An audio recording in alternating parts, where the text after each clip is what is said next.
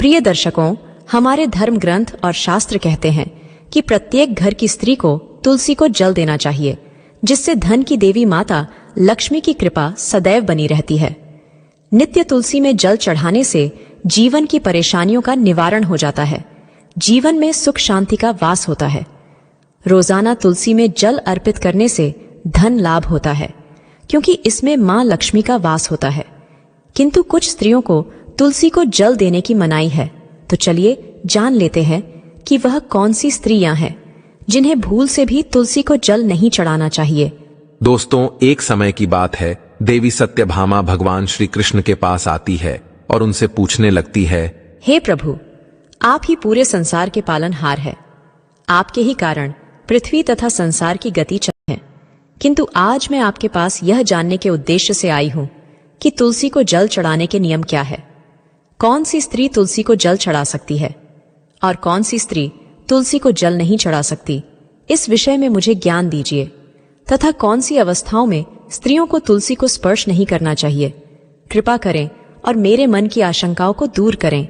भगवान श्री कृष्ण कहते हैं, हे सत्यभामा, आज तुमने उत्तम प्रश्न किया है।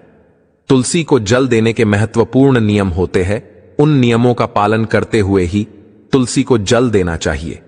यदि कोई व्यक्ति इन नियमों का पालन नहीं करता है तो उसे महापाप लगता है।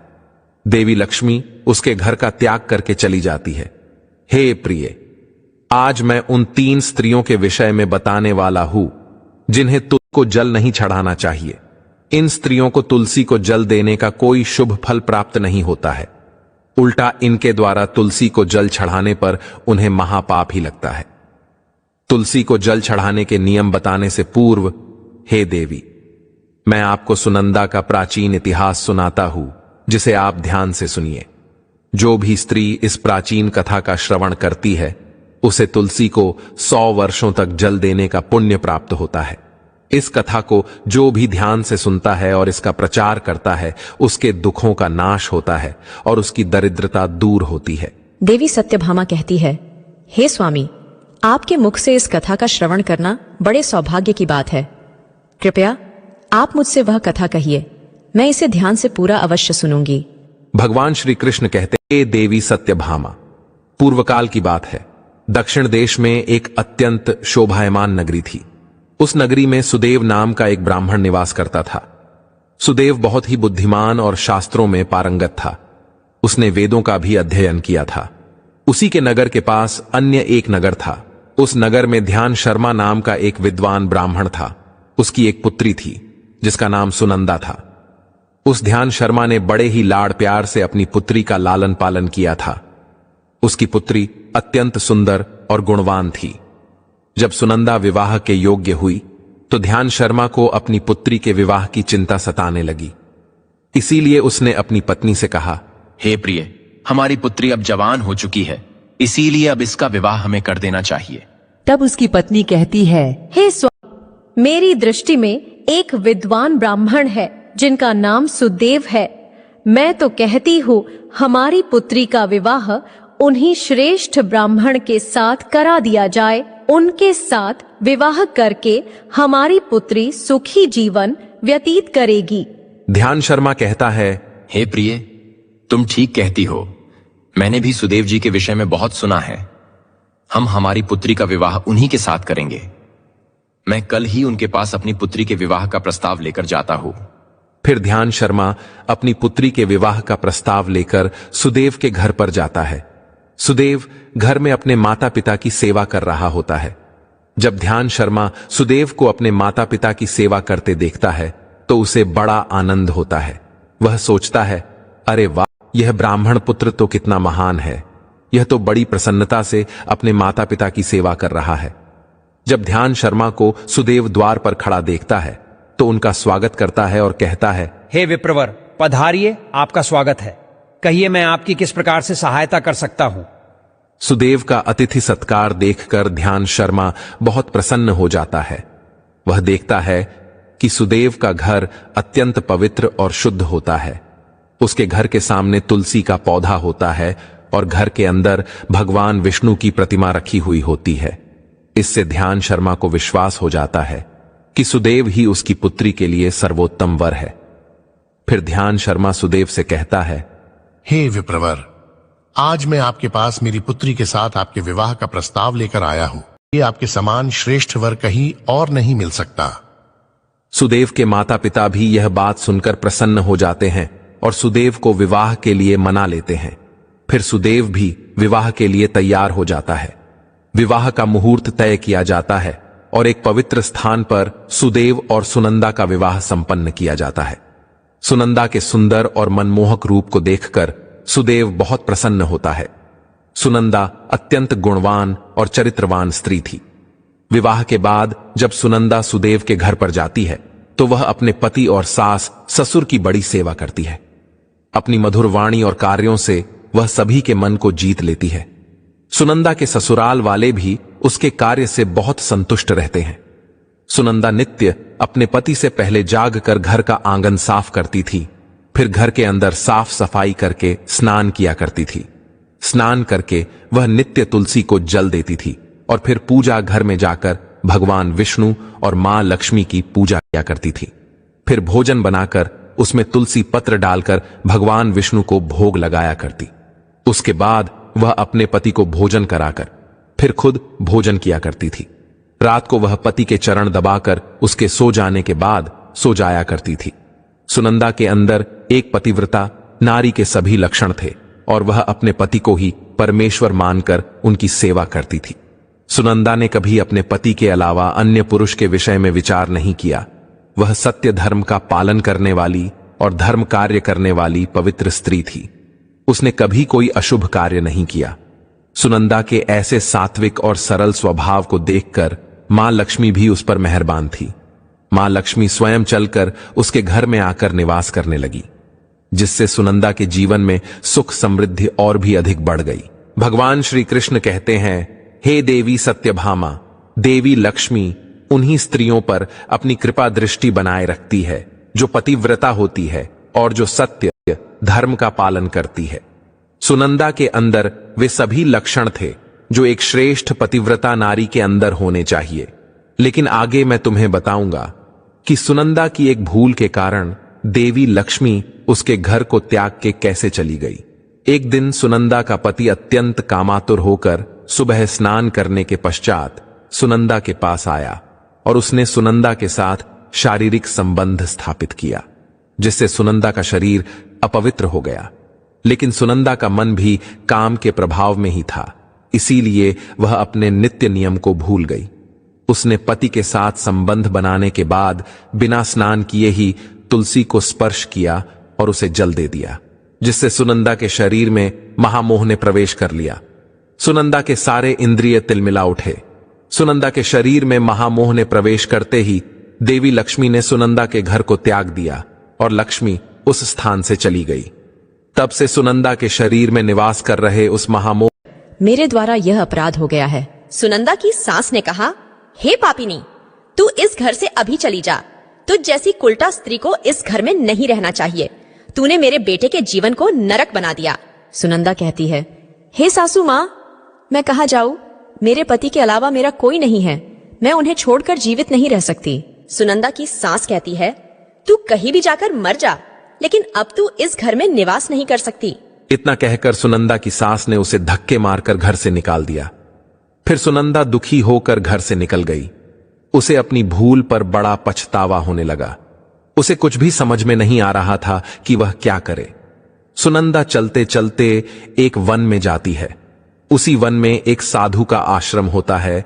तब वह उस आश्रम पर सहायता मांगने के लिए जाती है तो वहां पर कोई नहीं होता है। सुनंदा उसी आश्रम पर जाकर बैठ जाती है और अपने दोष के विषय में सोचते हुए दुखी होने लगती है। फिर कुछ समय बाद एक ऋषि उस आते हैं जिनका वह आश्रम होता है।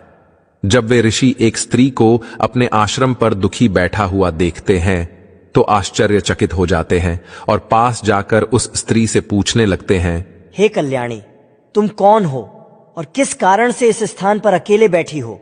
तुम्हारे दुख का क्या कारण है? तब वह स्त्री कहती है, हे मुनिवर, मेरा नाम सुनंदा है। मेरे द्वारा घोर पाप हो गया था। उसी कारण से मैं अपने परिवार से बिछड़कर इस स्थान पर आई हूँ। वह ऋषि कहते हैं, हे देवी, ये क्या कह रही हो तुमने कौन सा पाप किया है? मुझे विस्तार से बताओ।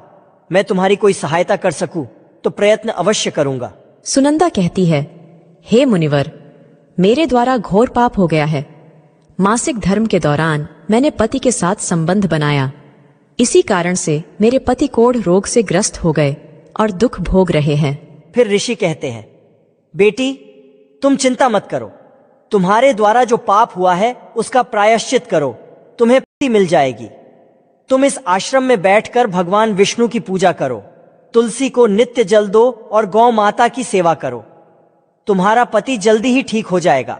फिर वह सुनंदा वहीं पर उस आश्रम में रहकर भगवान विष्णु की नित्य पूजा करने लगती है। रोज स्नान करके वह ब्रह्मचर्य का पालन करते हुए तुलसी को जल चढ़ाती है और तुलसी के पत्र डालकर भगवान विष्णु को भोग लगाती है। फिर गायों को चारा डालती है, उनकी सेवा करती है। दिन भर वही भगवान विष्णु की मूर्ति के आगे बैठकर भगवान विष्णु की भक्ति करने लगती है। इस प्रकार से 1 वर्ष बीत जाता है। भगवान विष्णु सुनंदा की दृढ़ निष्ठा और भक्ति से अत्यंत प्रसन्न हो जाते हैं और सुनंदा को साक्षात दर्शन देते हैं। भगवान विष्णु को साक्षात अपने सामने खड़ा देखकर सुनंदा उन्हें बारंबार प्रणाम करने लगती है। तब भगवान विष्णु सुनंदा से कहते हैं, हे पुत्री, तुमने बड़ी ही श्रद्धा से और भक्ति भाव से मेरी आराधना की है। अब मैं तुम पर प्रसन्न हूं, कहो तुम्हारी क्या कामना है? तब सुनंदा कहती है, हे प्रभु, कृपया मुझे बताइए, मेरे किस दोष के कारण मेरे अंदर काम का वास हो गया, जिस कारण से मेरे द्वारा घोर पाप हुआ और मेरे पति को कोढ़ का रोग हो गया? भगवान विष्णु कहते हैं, हे पुत्री, अब तुम ध्यान से सुनो। तुम्हारे द्वारा अनजाने में ही एक पाप हुआ था, जिस कारण से तुम्हारे अंदर महामोह ने प्रवेश कर लिया था। एक दिन तुमने अपने पति के साथ संबंध बनाने के बाद बिना स्नान किए ही तुलसी को जल दिया था। पति पत्नी जब रति क्रिया करते हैं तो उनका शरीर अपवित्र हो जाता है और ऐसी अवस्था में तुलसी को कभी स्पर्श नहीं करना चाहिए। तुलसी लक्ष्मी का ही रूप है। तुमने अपवित्र अवस्था में ही तुलसी को जल अर्पण किया था, जिस कारण से देवी लक्ष्मी तुम्हारे घर का त्याग करके चली गई और फिर महामोह ने तुम्हारे अंदर प्रवेश कर लिया। उसी महामोह के कारण तुम्हारे और तुम्हारे पति के अंदर काम का प्रभाव अधिक और मासिक धर्म के दौरान स्त्री के साथ संसर्ग होने के कारण तुम्हारे पति को कोढ़ का रोग हो गया था। वह सुनंदा कहती है, हे प्रभु, अनजाने में मुझसे यह बड़ा पाप हो गया था। अब इस पाप का क्या प्रायश्चित है?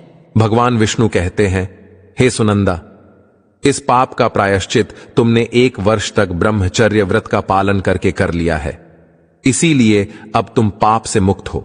सुनंदा कहती है, हे प्रभु, कृपया मुझे बताइए, किस अवस्था में तुलसी को जल नहीं देना चाहिए और तुलसी को जल देने के क्या नियम हैं?